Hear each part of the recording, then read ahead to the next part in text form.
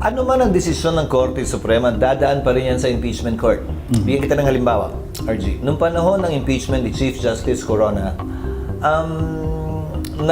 nagbaba ng temporary restraining order ang Korte na huwag buksan yung kanyang foreign currency deposit accounts.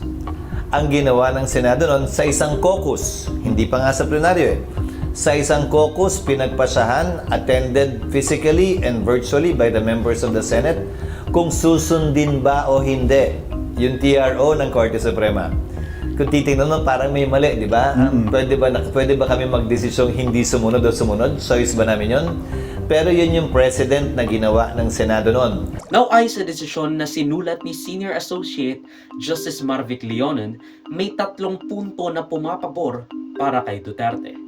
Number 1, nung nagpasa ng 3 impeachment complaints sa mga pribadong individual at grupo noong December 2, December 4 at December 19, bagamat ni-receive at verify ang mga impeachment complaints na ito, hindi ni-refer ni House Secretary General Reginald Velasco sa House Committee on Justice dahil daw nag-aantay pa siya ng isang mas malaking impeachment complaint para daw hindi na raw mapatagal at diretso agad sa Senado yung transmission by the threshold of the 1/3 of the House of Representatives to endorse the impeachment complaint para again hindi na mapunta sa House Committee on Justice tapos mag-usap-usap pa sila tapos alam mo yun, kumbaga parang ma-fast track daw. This is the first time na 3 yung complaints na pinail, no?